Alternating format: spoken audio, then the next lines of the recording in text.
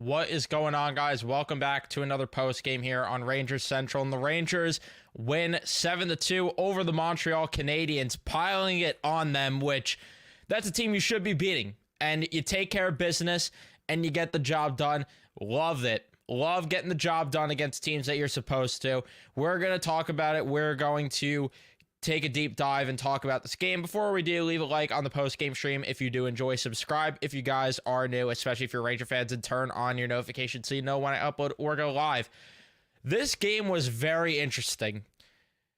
It was interesting because of the fact that you guys know that meme with like the horse drawn where, you know, half of it's drawn like a top-end artist and then the other half is drawn like a toddler would have drew it.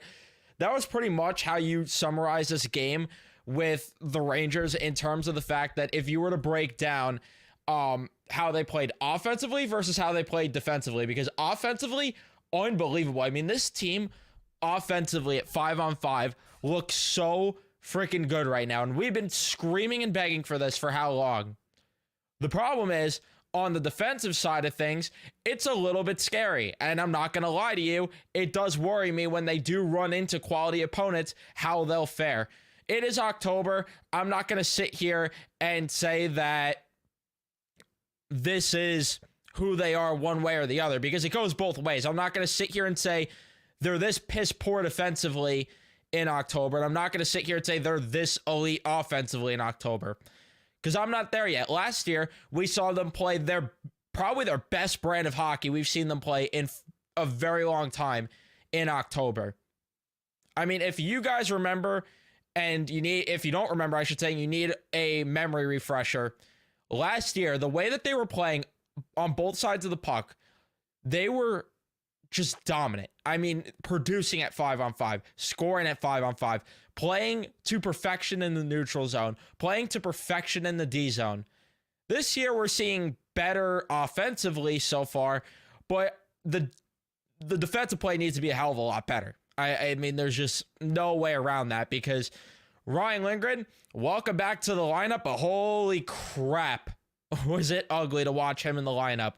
And it's unfair to Zach Jones, to be honest with you. I am still trying to understand why Zach Jones is getting scratched, and I'm trying to understand why Ryan Lingren is in this hockey game with a full face shield and a cast basically around his jaw in October. It's October. What are you doing in the lineup if you're still not 100%? To me, that makes no sense. I thought we learned from that, and holy crap, was he bad? I mean, in general, again, defensively, Steam, not great, but again, offensively, unbelievable. I don't know if Mika Zibanejad saw Statboy Stevens' tweet or what, but that type of effort from Zibanejad is what we need going forward.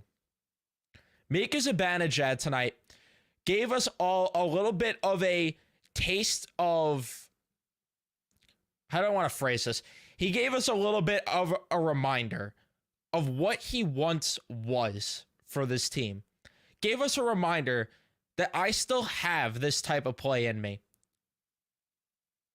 Gave us that memory, because not only did he open the scoring at 5-on-5, but he followed up later on in this game. I don't remember when exactly it was, but he's walking through the neutral zone, blowing by defenders, making unbelievable stick handles, using the hands that we have not seen for years now, cutting to the net, got denied on the opportunity, but it's the principle of this is what we need Mika Zibanejad to be going forward. And the way that he just absolutely ripped the puck on that first goal too, beautiful setup by Panarin and Fox. We need that Zibanejad more, and that was 54 seconds into this game.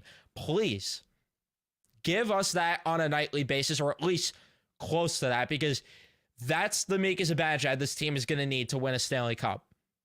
This is exactly what they need. He looked great. Did it fade out his play a little bit as the game progressed? Yeah. And then that's the unfortunate part, is that we can't go full on cartwheels, backflips because of that. But this was still at least a sign that there is that player in him, but when the hell could it be consistent? Besides that, his line mates were great tonight too. I thought Kreider again looked good. He was finding his way to the back door a lot to get potentially some tap-ins. Didn't convert, but I thought he still looked fine for the most part. And then Riley Smith too. Man, I owe this guy an apology. I owe him an apology because the way that he made Lane Hudson look absolutely stupid for the Rangers to get their third goal, and the way that he scored that goal, man, right now he's making me look stupid, and I absolutely love it. He looks really good right now. And then how about the fourth line too contributing?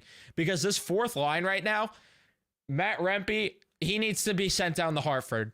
I'm sorry, there's just no world where Matt Rempe could be playing when Sam Carrick is making me fall in love all of a sudden with him. When Adam Edstrom is beating out icings, going full steam ahead down the ice, setting up an opportunity for Johnny Brodzinski to score a goal. Which Brodzinski, I mean, he looked fine also as well. I mean, outside of the goal, a little bit of shakiness from him, but I thought he was fine overall. And again, that fourth line in general looks really, really good right now. Like to the point where Rempe should just be in Hartford when VC comes back. Let him get his reps down there. I'm not against using Rempe at any point if he's needed, but for right now, this fourth line is rolling, and quite honestly, it's going to be hard to argue who you take out of that spot. I mean, it's probably going to be Brodzinski because Edstrom needs to be in there right now, but that's besides the point. And then we get to the third line, which might have yet again been the best line of the entire night. Might have been, because Filipino just looks unbelievable. Did you guys know the second unit was allowed to score goals? Because I didn't know that. But on the power play, I mean, the passing on that goal, the fourth goal, was beautiful. Tape to tape passes. Riley Smith, well, first it started with Hedel, by the way, making a play, going the other way. Riley Smith to Kakko, to Hedel at the doorstep, and he bangs it in to make it 4-0. All of a sudden, we're sitting back thinking there's no way that this game's even going to be in striking distance at any point. It unfortunately got there a little bit, but and then eventually it shifted. But Filipino, he was easily the best forward the entire night. I mean, the way that he was playing on both sides of the puck was unbelievable, and he is not afraid right now. And this was the thing that worried me the most with Hedel going into the season. Is he going to be afraid to get in the dirty areas and take what it gets, or take, I can't think of the wording here, my God. Do what is needed to be done. Phrase it that way. Do what's needed to be done to score some hard-working goals. And his last goal was the latest example of that as well, where the dire seconds of the power play there, Sam Carrick, Will Cooley, Philip Hedel all crashing the net, and a shot on goal, and Philip Hedel chasing that rebound, whacking away, burying the goal. I mean, at one point he was in the net even too. And even the way he set up that Braden Schneider goal, I mean, he sets up Schneider, which that goal should have been saved probably, but Braden Schneider scores there. And then at the end, Kakko, that goal probably should have been stopped too, but he scores. There were a couple of goals realistically that could have been stopped for Montreal, but I'm not going to sit here and complain one bit. And they also hit a lot of posts. They hit a lot of posts in this game as well as a team. I mean, I think Panarin had one. Lafreniere for sure had one. I don't remember who else, but that third line yet again continues to be great, and it's really because of Filipino, who continues to drive the play, and the way that he was getting involved on the back check is exactly the type of play that we need to see from the other groups, because now I'm going to tailspin into the ass opposite and the things that I did not like about this game. The play in their own end and the play in the neutral zone yet again aggravated the hell out of me, because I'm watching Keandre Miller make 50 mistakes over and over again, and I'm getting to a point where it's getting aggravating, because there are times you see the tools with him and you see him making unbelievable plays, whether he's throwing the body. I mean, earlier at one point, I forgot who it was, but he's throwing the body around, breaking the puck up the ice, and they're going in transition. And then you see him make mistakes where in the third period, he's stepping up when you're up 5-2. Why are you not trying to protect the lead at that point? He's stepping up in the offensive zone, and that would have led to a rush the other way, but he ends up tripping, again, forgot who it was, tripping them in the neutral zone, though, goes to the box because of it, which, again, didn't bite them in the ass because Montreal's power play just absolutely blows, and also the Rangers' penalty kill has been pretty solid thus far, but there needs to be more consistency from Miller because he's still making way too many mental mistakes, and then even on the penalty kill, just playing the stick instead of using the body at certain points. Not executing on certain breakouts. And the other guy that needs to be ripped as well is Ryan Lingren, which, like I said, he should not have been in the lineup, but both goals were absolutely on him. I mean, he's leaving Nick Suzuki on the first goal wide open, and then on the second goal, he just gets absolutely walked by Nick Suzuki to rip a backhander on the power play. That was. If he's not healthy, he can't be in the lineup. Quite frankly, I'm at a point either way where I'm kind of done with Ryan Lingren because, I mean, I've seen enough. I'm sorry, but I don't see the player that we saw when he was first called up, and we've talked about it ad nauseum here that that's what it's going to be with a guy like him. His type of play doesn't age well, but it's getting to a point where, I mean, how are you sitting Zach Jones for this guy? A guy that's actually capable of moving the puck. A guy that is actually capable even of playing better in his own end. I mean, you can't even give Ryan Lingren that right now. So I'm at a point where I'm honestly fed up with him entirely, but I know they're not going to take him out of the lineup, and it is what it is. That just is what it is. It's the reality. But as a team, they have to be better defensively because the second line too, the Lafreniere, Trocheck, Panarin line, that is, they need to be better in the defensive zone because as good as they are offensively, holy crap, do they look lost in the defensive zone. And Trocheck, that's the thing that really makes me feel uncomfortable is that he doesn't look up to par right now in the defensive zone because there are times that he was puck watching and just chasing the puck carrier instead of staying by his man and leaving guys open. But that's just in general with this entire team. I mean, the one line that's really giving you consistent production in the defensive zone is the third line right now, and every now and then that first line as well, but it's mostly the third line right now, and they need to be better as a unit in terms of playing in the defensive zone and in the neutral zone. I mean, the neutral zone couldn't stop a nosebleed yet again tonight, so those are areas I'd like to go along with this great offensive play because they look so good in transition, they look so good on the forecheck tonight. It's just a shame that defensively, they're not necessarily playing up to the par that they could be. But either way, in terms of other good things we could talk about, Braden Schneider, I thought, again, had a great game. He's looking a lot better as the year's been going on. He's looking a lot better just in general as time is going on because last year in the first half, I was so over the guy with how poor he was playing to the point where I wanted him scratched for a couple of games. And ever since I would say like February of last year, he has just started to progressively improve. And I hope that continues from him because he looked really good tonight. And I think he really helped a lot of the issues that Jacob Trouba had defensively tonight. Adam Fox, I thought, had a good night considering Miller didn't play that great tonight. So yeah, overall, those are my complete thoughts on the game. Great offensive night yet again. I mean, this team looks as dominant as I've seen in a very long time at 5-on-5 offensively, but the D-zone play is definitely going to have to improve because they are not going to beat quality teams with that type of defensive play. It's just that simple. Especially in that second period. The second period was a little shaky.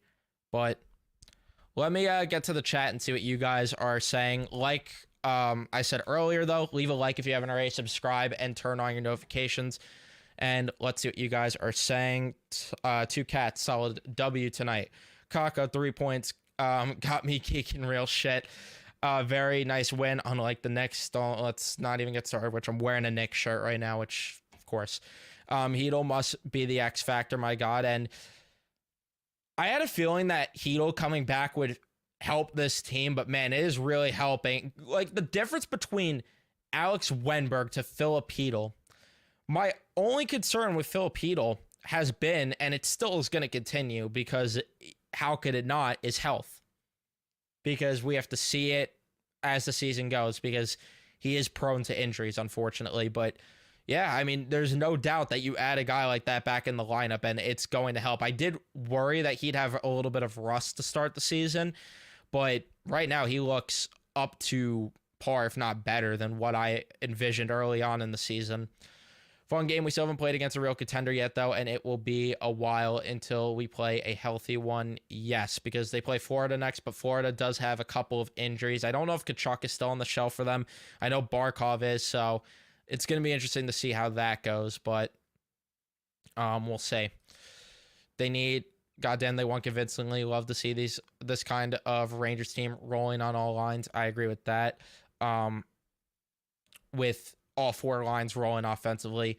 Great game offensively, and Igor was solid, but defensively way too loose, especially Lingren, Trouba, and even Miller at times got to tighten it up against good teams. That I agree with entirely, because you cannot play these open of games against the better teams of the league, because you're going to pay big time for that. I could see Heedle's disappointment for almost getting a Hattie. Yeah, he almost did. He almost had that in the third. Lingren didn't look great. Rather see Ruedel or Jones. I agree with Jones, not Ruedel. Ruedel didn't show me anything in that last game to think he deserves to get another crack at the lineup anytime soon. That was a good game. Lingren looks like he hasn't played in a while. D was meh. Offensively, we were on all cylinders. Agree with that. Their skating looked amazing. Smith and Heedle, X factors. Smith has definitely been a lot better than I thought he was going to be. And, you know, I will put my hand up gladly if that continues, because he is really, really helping out more than I thought he would offensively, considering the fact that there were, what's it called? You know, the underlying numbers, especially playing with guys like Malkin and then seeing how Malkin got off to the start of the season, it did worry me how he was going to be, but he's been better than I expected. That third line is bringing this team to another level. BR Obenice posting the Suzuki goal and making it seem like it was on Shesterkin, when in reality he walked both Lindgren and Trouba, who were both puck watching. Yeah, I didn't even see that, but that's just ridiculous. Rice's forecheck can really be effective for this team and that line. And I think you're starting to see it be contagious, because when have you seen this team forecheck the way that it is? This is looking like Vegas Riley Smith, which I didn't think we were going to get, like I said before, but Mika was shooting more, seeing a few flashes, which is somewhat promising. I agree with that. Mika looked okay. He wasn't dog shit. Yeah. Pull up the Phil quote, because he wasn't dog shit tonight. No reason to rush Lingren back when the team is winning, giving flashbacks to last season with Trouba at the end of the regular season. I agree with that. I think that there was literally zero reason to play him tonight. It's October 22nd, and we're playing Ryan Lingren when he's not at 100%. It just doesn't make sense to me.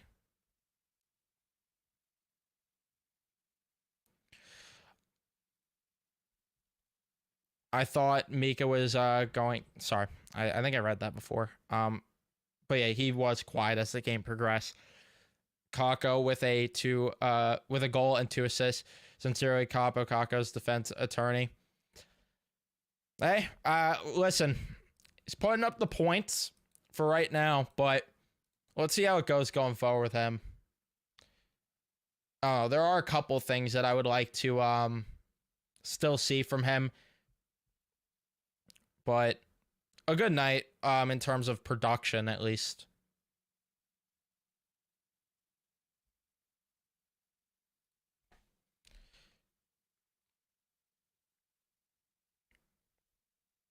Sorry, just doing something quickly. Anyway, love me some Capo Caco. Caco might be Laffy from last year. We'll see about that. I don't want to get too ahead of ourselves here. And I don't know how I forgot to mention this, where Trouba just leveled Justin Barron. Love, voice crack. Love those goals in the first minute, but 4 in under 7, yeah. Like seeing Kako get physical in front of the net. That I did like seeing as well.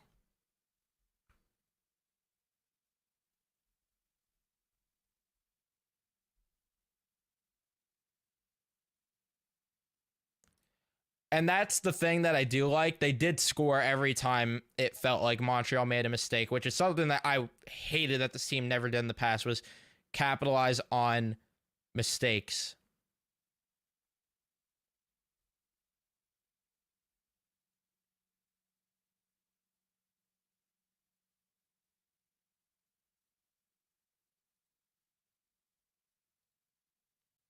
Smith looking like, yeah, that's what I was saying before. Best fourth line you've seen in years. What to do with VC when he's healthy? Brodzinski swap. Yeah, I think that's what they'll do at this point. Yeah, Carrick has been impressing me. What a difference. Yeah. Who would have thought, though? Who would have thought? As much as, I mean, Carrick, I'm surprised about. I won't lie about that. But, yeah, who would have thought when you get an actual, like, competent right winger versus Blake Wheeler, what would have happened? Blake Wheeler. Oh, my God. Gross. Cannot believe we even had to experience Blake Wheeler last year. Like, the fact that he got playoff games, too. Come on, man. Just gross. That, I mean, that's the thing that is crazy. And I will say that is that team freaking got to where they did with Blake Wheeler slotting into some games. Ugh.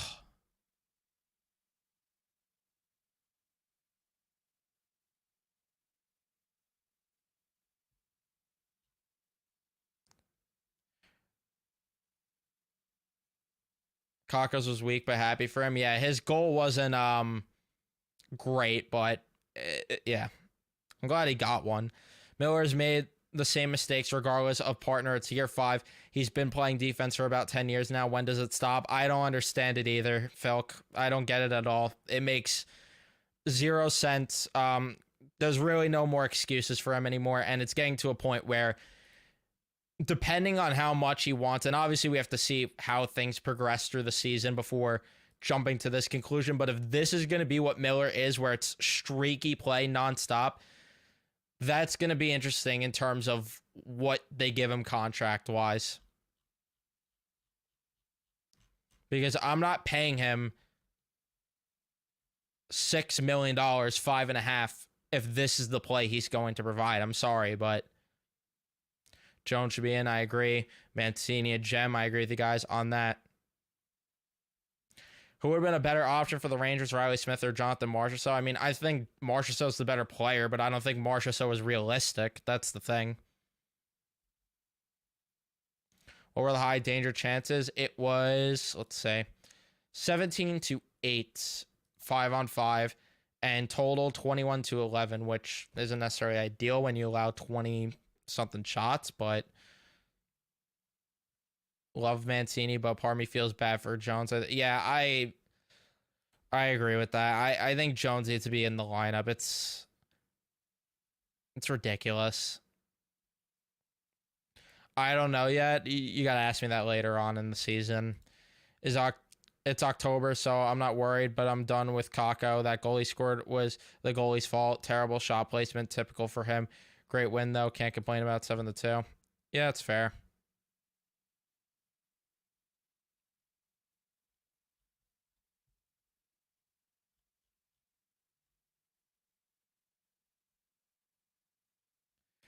opinion on Coley. I thought he was okay tonight. I mean, there were a couple turnovers he had, but that was pretty much everyone tonight. I thought he was solid.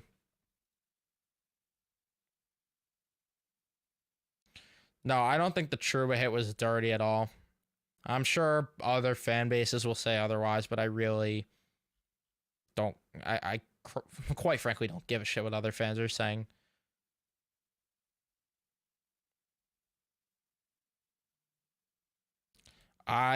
This might not be popular. I think Carrick has looked better than Goudreau. Is that a crazy take? At least thus far. You guys tell me in the chat. Who do you think has been do you think Barkley Goudreau was better, or do you think Sam Carrick looks better than Goudreau so far? I know it's 6 games, it's hard to compare, but I'm curious what you guys think.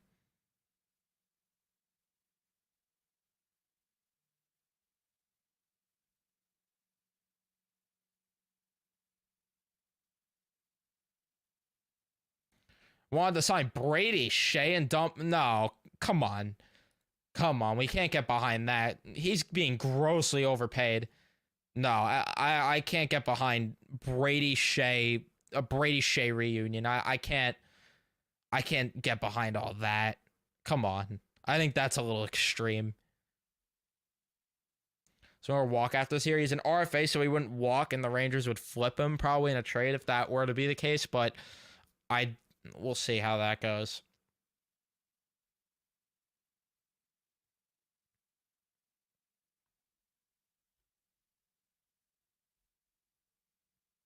Playoff Goudreau is better than Carrick. Regular season Goody was not. Hey, I mean, if we're talking defensively, Goudreau got outscored despite all of his goals in the playoffs, which is still nuts. How is Noah Syndergaard getting dropped in the chat right now?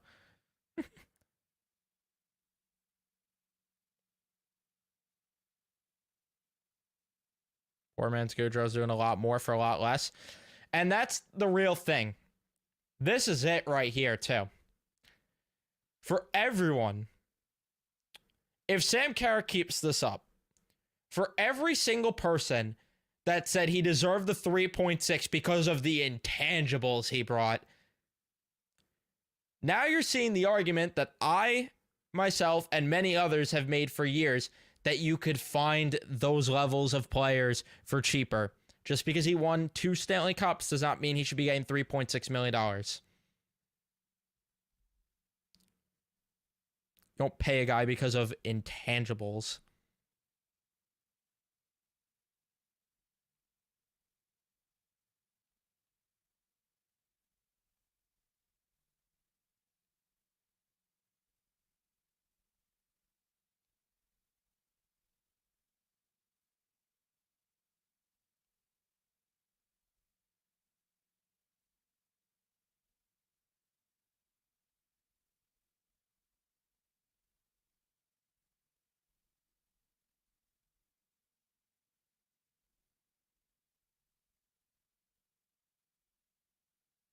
Sorry, just answering something right now.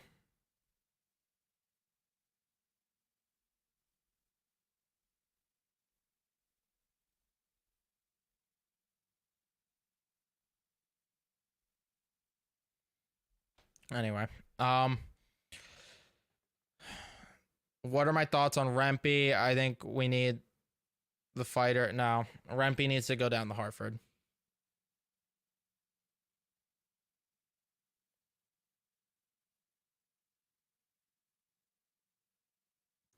Signing Goudreau costs us Buchnevich. Well, the Buchnevich thing is deeper than what people talk about because there was the whole story and everything about how behind the scenes there was things going on with him and Igor and how it was like distracting Igor and stuff, and that was part of the reason they moved him.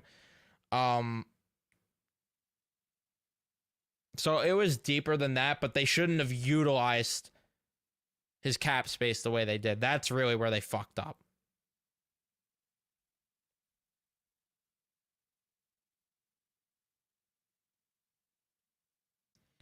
Would I say Carrick is better than Gustafson? I mean, it's hard to compare when they play two different positions, but I don't miss Gustafson.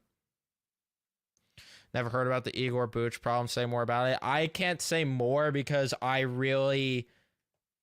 don't know much. Like, this is all rumors and speculation. So this could even be completely false to begin with. It's just things that I've like read myself and have seen people say.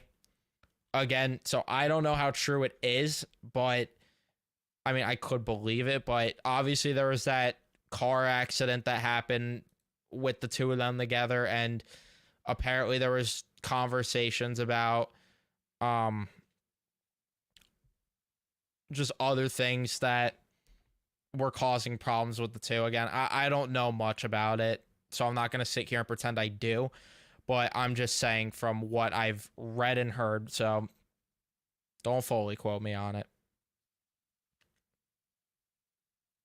Need to refund my Cardiac Ranger shirt after tonight. I'll buy another one after the Panthers game.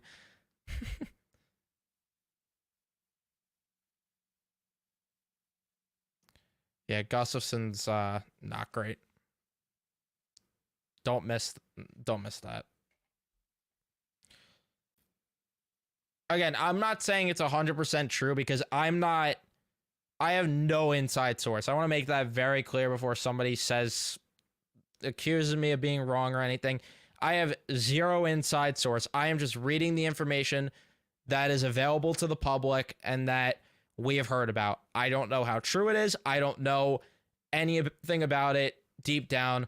I am just saying what the public knows, what just public knowledge that, or public things that have been released.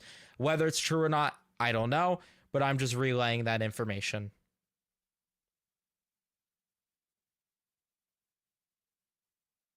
But anyway, I am going to wrap it up here. Thank you guys so much for tuning in and watching. Don't forget to leave a like if you haven't already. Don't forget to subscribe. Turn on your notifications so you know when I upload or go live next. And I'll see you guys in the next one.